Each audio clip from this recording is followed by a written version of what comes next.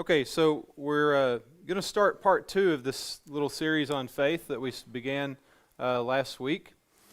And we didn't quite finish up with what we had, so we are going to finish what's left over from part 1. We had just a little bit left to cover.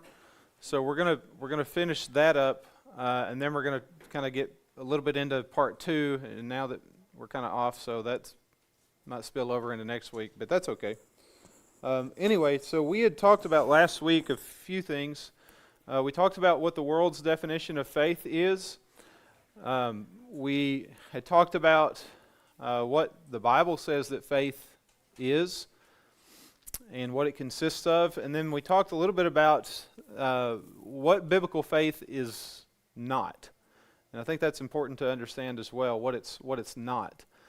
So who remembers, though, what we had said, at least that the world's definition of faith is? What did we talk about? Blind trust. Okay. A blind trust. What else? Say what? Belief beyond common sense, right? Kind of taking that, remember the movie I quoted, which, by the way, I did watch it. And I thought it was okay. So I watched the whole movie, the Miracle on 34th Street movie. I watched 1947 version. I'm with you. Okay. Anyway, I actually didn't know that there was 2 of them. I just clicked on what was there. Anyway, but it happened to be the black and white one, so it was fine. I like Mr. Mingley, not Mingley, Begley, the lawyer. Anyway, he was a sly cat. Anyway, so that's really what it was, the world's definition of faith. The blind trust, believing in something when common sense tells you not to, believing in something without any evidence for it whatsoever. Okay, so the world tends to put a definition for the word faith that is really better suited for the word belief, if that can make sense. Okay. How does the Bible describe faith, though? Who remembers what we had talked about with that? The 3 things that we talked about that faith, biblical faith, consists of. Yeah, believing, trusting, and obedience. Okay, it consists of a belief in God. Got to have it, obviously. Consists of a trust in God. But then there's that third component too. There's an obedience that lies within all of that as well. Okay? And that's the one that tends to get left out sometimes. And then we had talked about, partially at least, what biblical faith is not. And one of the things that we had said it is not just belief. Okay? It's not just belief. Now, how did we talk about that last time? How did we show that? How did we show from the Bible that it's not just belief? Second chapter of James. Go on. The devils also believe. Okay? The devils, the demons, they also believe and they shudder because they believe that God is one. Okay? But it makes them shudder. It causes them to shudder. What else did we say with that? Where did we go? How would you show it? You remember? You start in James 2:19, then you can go where? Or where did we go?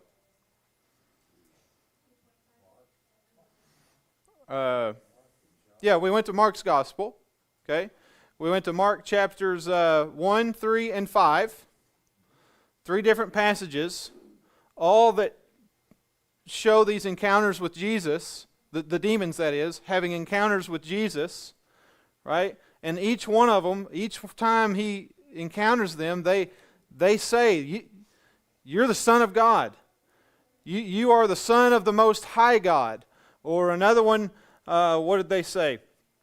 Thought I had it in here. Yeah, the Holy One of God. Every time he encountered them, that's what they said about him, about Jesus himself. They acknowledged that. Okay? They all confessed that. They all believed that, which is important to note. All right? They knew exactly who Jesus was. So, remember what we talked about. Under the modern definition of what people say that faith is, which is just believing, and believing that Jesus is real, believing that God is real, and all those things. Under that modern definition, we had said that demons, therefore, would be what? Saved. Under that definition. Okay? Because if that's all that faith is, if that's all that it is, demons exhibit both a belief and a confession. If that's all that it is, therefore they would be saved if that's true. Okay? If it was true. But it's not true. Because that's not all that faith is. All right? Because faith isn't just a belief. It's not just a belief. It's not just a confession with your mouth. All right? It is more than that. What's the third component? We already said it. Obedience. Following through with what God has commanded. Doing what God has said. Okay? Obedient action to God's commands, you could say.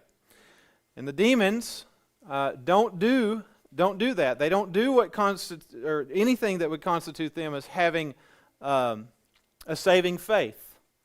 Okay? They only believe. They only confess. So they have part of it, but they don't have all of it. All right? Now, back to James chapter 2, Abraham and Rahab are the two Bible characters that do exhibit that saving faith. Remember? What did they do? What did they put behind their belief? Action. They moved. They did it. Okay? They didn't just say that they believed, they showed it. Right? That's the difference. That's what we're talking about. Yes, sir. Life-threatening action. Okay. Yeah, could see that. That was not insignificant. Right. Yeah, very necessary. Yeah. Okay. So, yeah, they put action behind it. And that's what you have to have in order to have a faith that saves. Okay? Are we all straight there? All right. So let's talk about something else now that faith is not. All right? And I don't want to rattle you too much with this. It might be something you've never heard before. It might be new to you. I don't want to tear down your house, but if I do, hopefully I build it back up better. Okay? So bear with me if you haven't been introduced to something like this. All right? Anyway, biblical faith also is not faith plus works. Is that new to you? Last time some of this was kind of new to us. Is this new to us? Just be honest. I'm getting some blank stares. I've always heard it expressed that way. Yeah, typically. Yeah. Let's go through it. It's not faith plus works. Okay, remember I told you that faith, that word, is an all-encompassing term. Right? The technical term for an all-encompassing term, hermeneutically speaking, would be synecdoche. That's a hermeneutical term. It doesn't really matter, but it's a part for the whole. Okay? It uses one word to describe a whole set of things. Does that make sense? One word to describe everything. Okay? So that's what we said. Faith is an all-encompassing term. All right, at least with this side of faith. Don't think about the system of faith right now. We're on this part of it. Okay? So, what does it include? That all-encompassing term, what's it include? I'm asking. What are the three things? Believing, trusting, and obedience. Okay? Faith, believing, trusting, obedience. One word, all encompassing. Straight? Okay? I also told you that in James chapter 2, James breaks down, okay, what a saving faith looks like. He breaks it down into its parts a little bit. Kind of hard to see a little bit, but you go to James 2:14, and he says, "What use is it, my brethren, if someone says he has faith, but he has no works, can that faith save him?" That's what we're talking about. Can that faith save him? A saving faith, that's what we're talking about. Okay? A faith that is alive versus a faith that is dead. And everything from 14 to 26 is all going to come out of verse 14. Alive and dead. A faith that saves. Okay? We're not exegeting the entire passage of James 2, but we're there partly. Okay? But here's why it's not faith plus works. I'll just put it on the screen. When you separate out works from biblical faith, you are making it into something other than faith. When you separate it out, you pull it out from underneath. Works, when you do that, when you pull it out from underneath, you get something other than faith. All right? When you do that, you then make it meritorious. And you make it something that you are having to earn. If you jerk works out from under what biblical faith is, you turn it into what's called legalism. You turn it into legalism. And legalism is basically trying to work your way to salvation by a system of law keeping. But that really misses the whole concept of what biblical faith is, because faith already includes those works or those actions in it. Remember, it's a part for the whole. Does that make sense? Just hang with me. If you got questions, just stop me. Or if you're confused. If it's new to you, you might be confused. It's okay. All right? We learn in here. All right? So yeah. Whoop. That would explain, because I was my dad's wife. Anyway, long story short, it comes down to this is what she believes. It's faith and works. And she puts them together like that. And then that's why baptism is not important for salvation, because it is a work, and you don't need that. Right. And that's where, I don't know, that just gave me an epiphany of why we have this conversation. Uh-huh. Because she will not validate that it's not a true obedience. There you go. See, and that's why we do it, because lots of people believe exactly that there. Okay? But if you can help them understand and distinguish exactly what biblical faith means, you can see that there's obedience tied to it. Anyway, we're going to get there probably in the next lesson-ish. But because we're going to talk about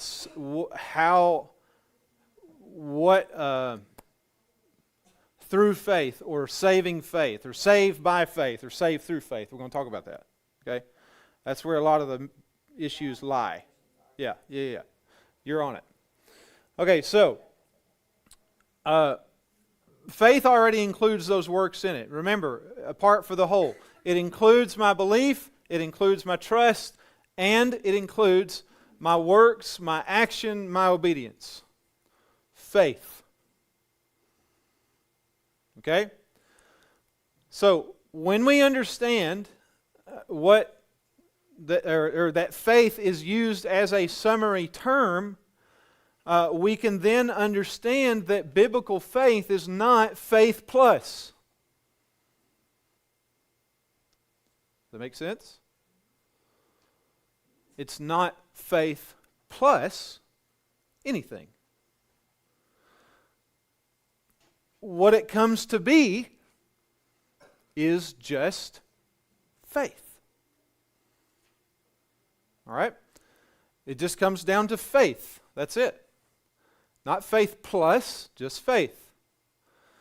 And a saving faith, you could say a complete faith, you could say a full faith, includes belief, trust, obedience, which is what James is talking about.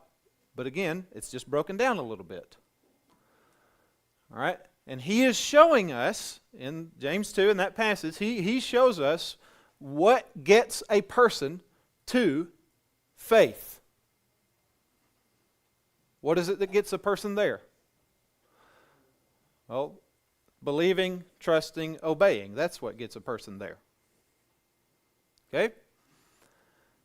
And really, whether or not someone is responding in initial obedience to become a Christian, or continuing that obedience after becoming a Christian, and they're continuing that in service, it all still flows from faith.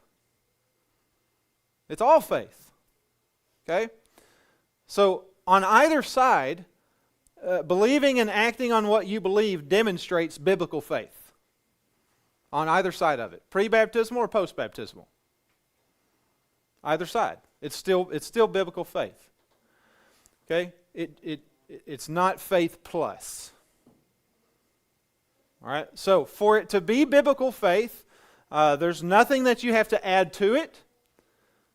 When you understand that it's just faith, and it's just all wrapped up in that one word.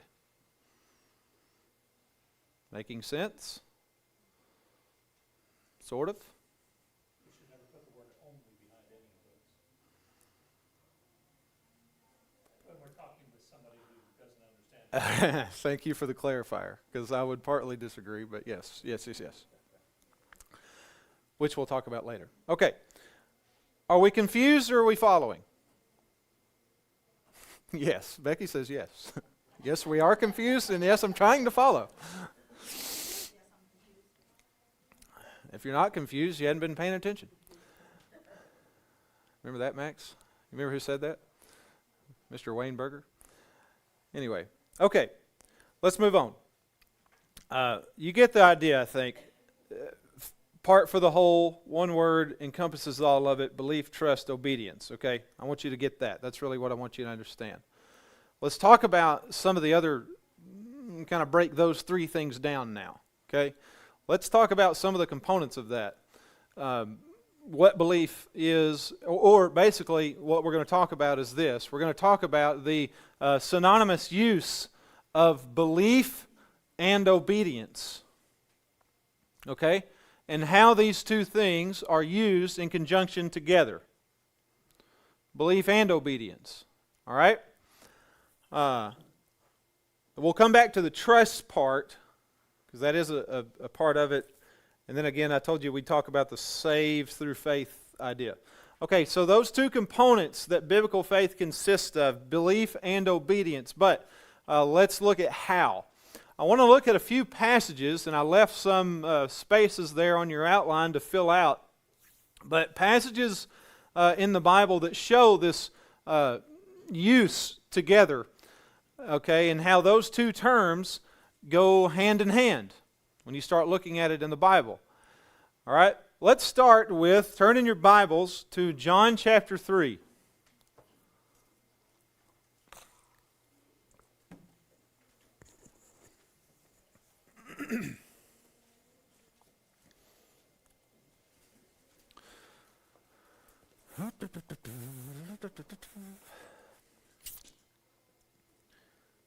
Okay, John chapter 3, and if you're there, somebody grab John 3:36, and before you read it, well, never mind, just read 3:36. Is everybody in 3:36? Seriously. Okay, John 3:36. Cool. Somebody, whoever, read it. He that believeth on the Son hath everlasting life, and he that believeth not the Son shall not see life, but the wrath of God abideth on him. All right, I'm glad you read the King James. No, seriously, that's not sarcastic. I am. All right, so New American has it this way. And look, I want you to read on the screen how it's a little bit different from yours. He who believes in the Son has eternal life. But he who does not obey the Son will not see life, but the wrath of God abides on him. Yours was a little bit different. Okay? So, if you're reading a KJV, if you are reading a New King James, this is what you see. He who believes in the Son has everlasting life, and he who does not believe the Son shall not see life, but the wrath of God abides on him. It puts believe in there twice. Okay? Who else is reading that translation? Just so we can see. Okay, do you see that? Your translation reads like that. Okay? It's not necessarily... Actually, they kind of missed it. I'm just going to be honest. They missed it because when you look at the phrase, does not believe, the one word that's used for that phrase is that Greek word down there, apitheo. And that word means disobey or disobedient. Okay? So, but if you look at it, if you're reading an ESV, anybody have an ESV? Yours has does not obey. New American has does not obey. Legacy, I think, has does not obey. What are you reading? What's yours say? NLV. Your The one believing into the Son has everlasting life, but the one who is disobedient to the Son There you go. will not be seen. I like that one. Stuart reads a modern literal translation. I like that. I have that one too.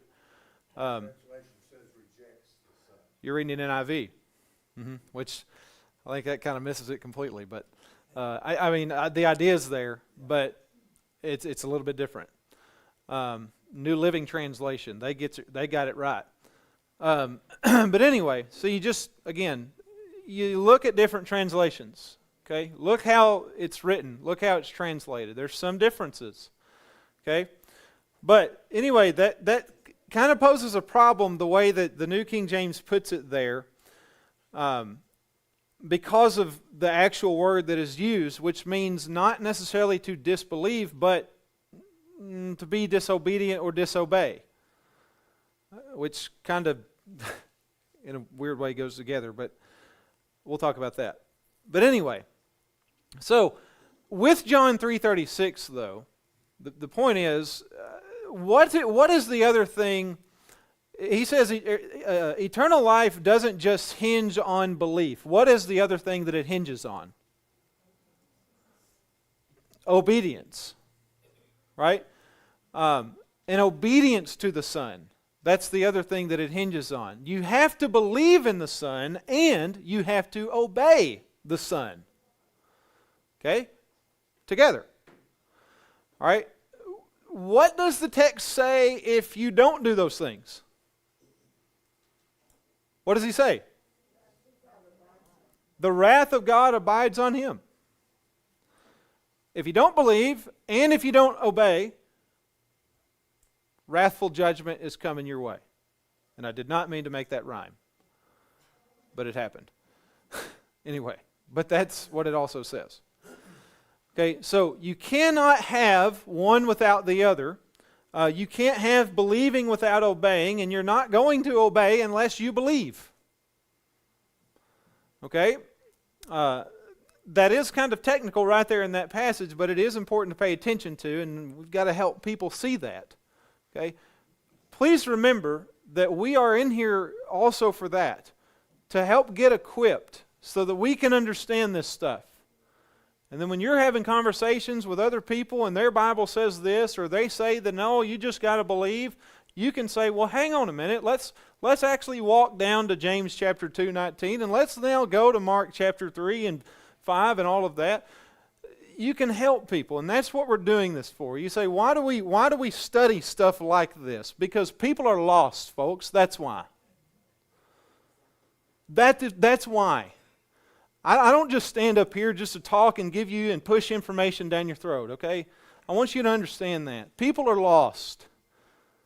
And this stuff helps, and this stuff is truth, and we need to understand this stuff. All right? That's why we would study something like this. I try to be very intentional. Remember we talked about that word not too long ago?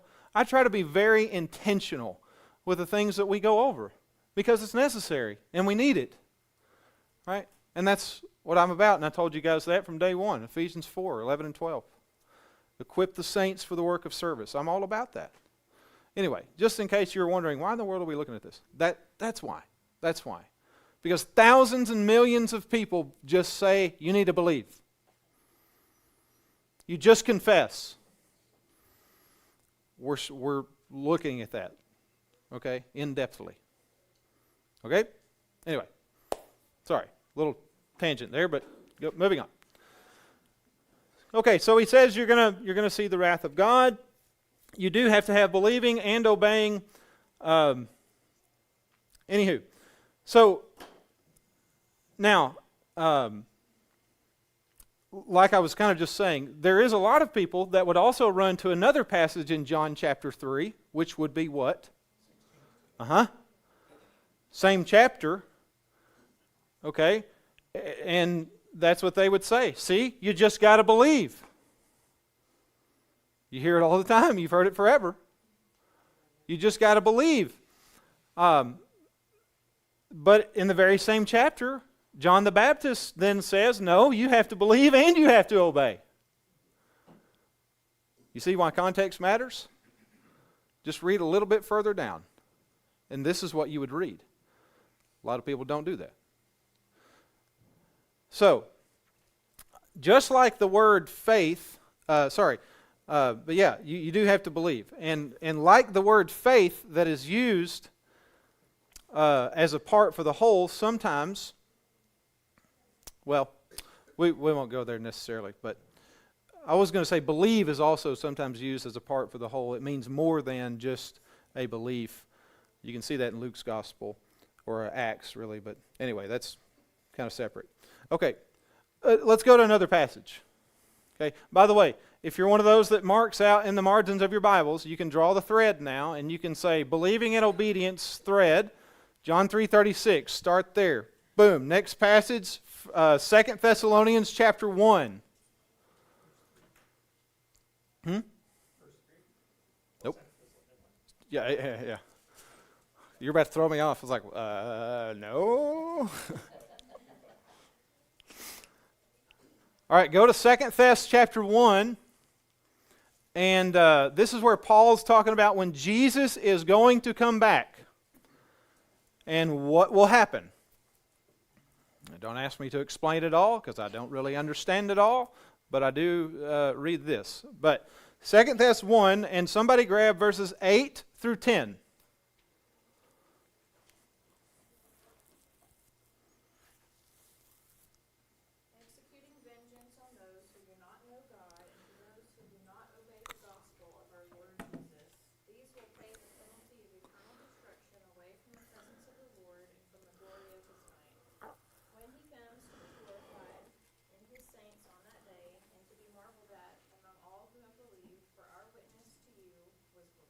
Okay, question.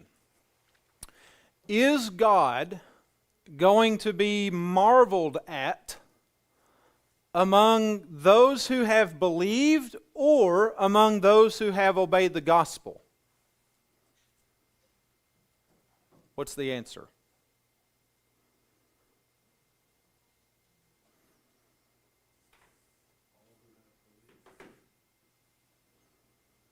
What do you think? Is God going to be marveled at among all who have believed or all who have obeyed the gospel? What does it say?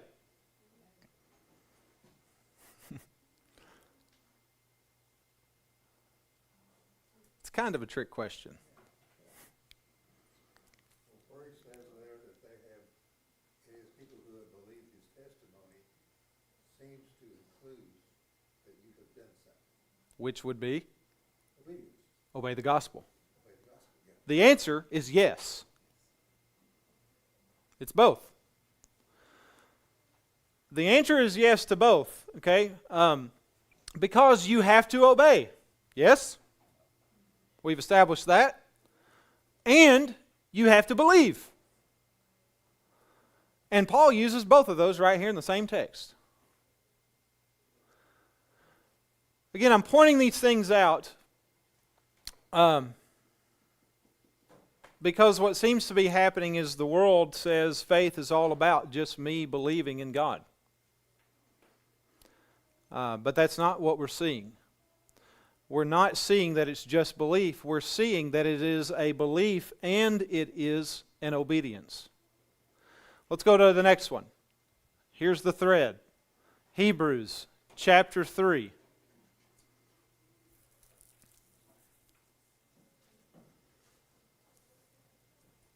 Verses 18 and 19. Sorry, you might want to write it on your page. In Hebrews chapter 3, 18 and 19, the Hebrew writer is talking about when the Israelites, or about the Israelites, and when they came out of Egypt. Do you remember the story? Or the account, if people want to be technical. Do you remember that, right? We know the Israelites left Egypt and God did the thing with the Egyptians and all that.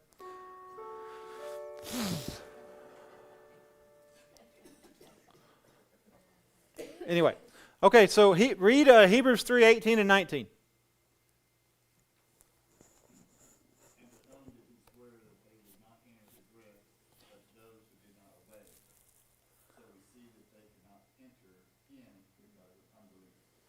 Yours says did not obey, right? But to those who did not obey? New King James? Okay, yeah. It's not necessarily bad or wrong. So, question though. All right, so those that were not able to enter His rest, God's rest, did they not enter because of disobedience or because of unbelief? Thank you. You got it. Yes. The answer is yes again. They didn't enter because they were disobedient, and they were disobedient because they didn't believe. Does that make sense? Remember, you're not going to obey things that you don't believe in. Okay, so they were disobedient because they disbelieved. The answer is yes. They didn't enter His rest because of those two things. But those two things go together. Okay? Disobedience and unbelief go together just like obedience and belief go together. Okay? It's just the opposite. All right? So a person then, they're not separate. So a person is not going to be able to say that I just believe that God is real and be saved without any form of obedience to back it up. That's what we're saying. That's what the Bible is saying. We've looked at several passages. Let's look at another one.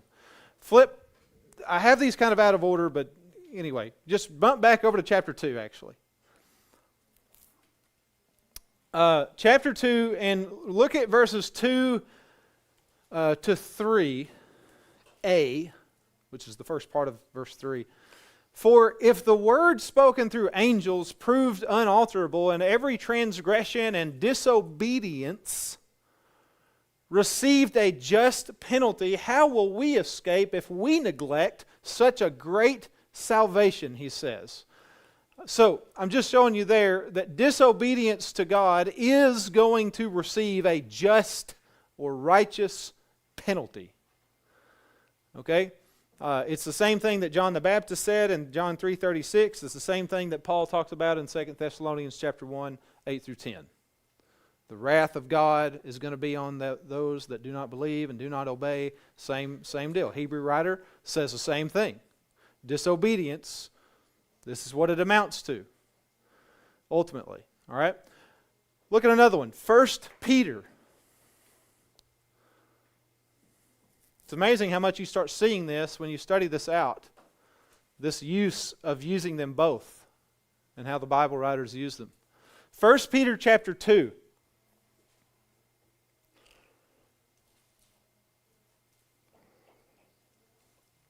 First Peter chapter 2, and someone grab 7 and 8.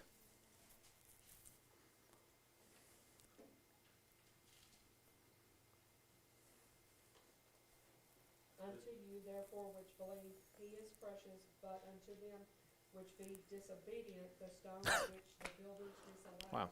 The same is made the head of the corner, and a stone of stumbling, and a rock of offense, even to them which stumble at the word, being disobedient, whereunto also they were appointed. Boy, King James is all messed up. Because did you notice what happened? In your John 3:36 passage, he said, disbelieve. But then here, what ought to be, well, did I mess that up? No. There was something different in there. He said believe and It said disobedience instead of disbelief. Yeah, yeah. But then in the 336 passage, it puts it as disbelieve and not disobedient like it should. I don't like King James. I'm sorry, Mary. Anyway, it's fine, though. You can still get to heaven on it.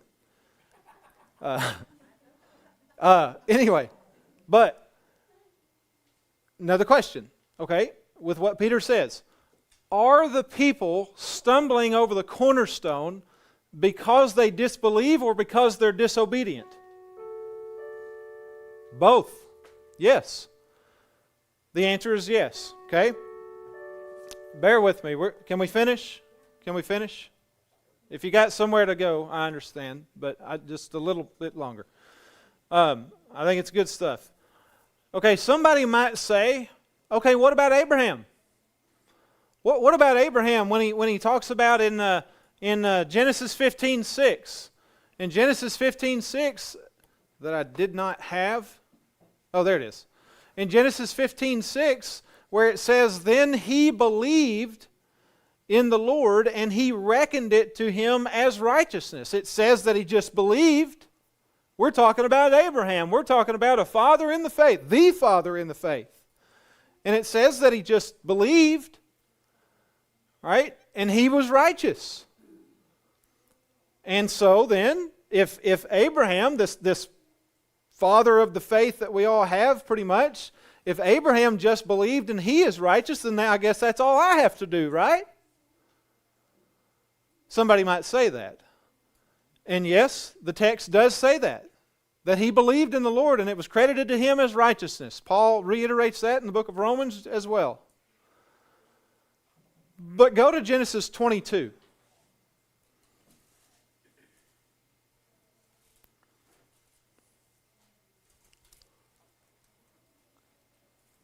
Go to Genesis 22. God is speaking.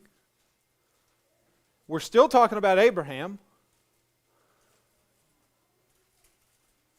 And what does he say in verse 18?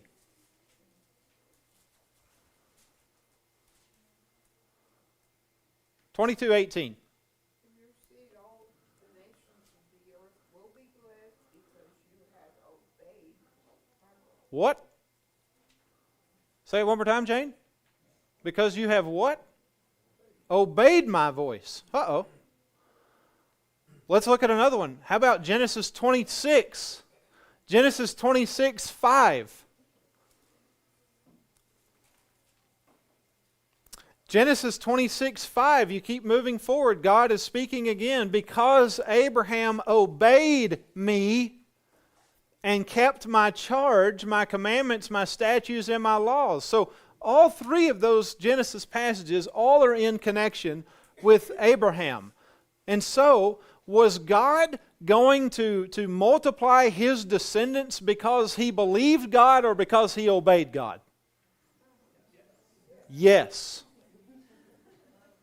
Yes. Believing is obeying. Obeying is believing. Last example. Hebrews chapter 11.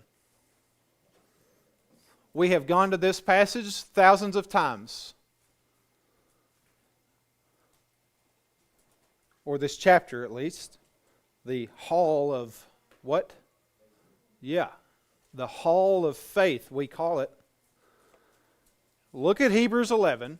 I'm pulling one example out of this entire chapter, and just look at verse 30.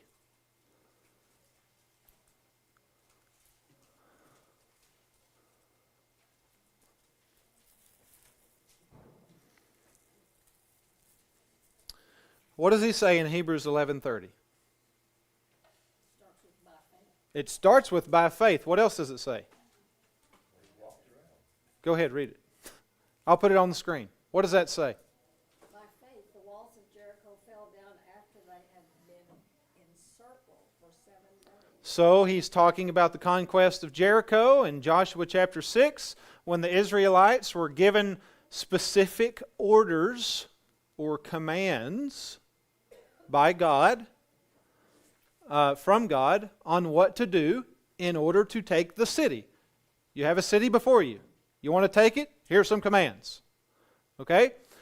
So, did the walls of Jericho fall down? We know this. We know this account. Did the walls of Jericho fall down because the Israelites, God's people, because they believed in God and that He was real and existed and nothing else?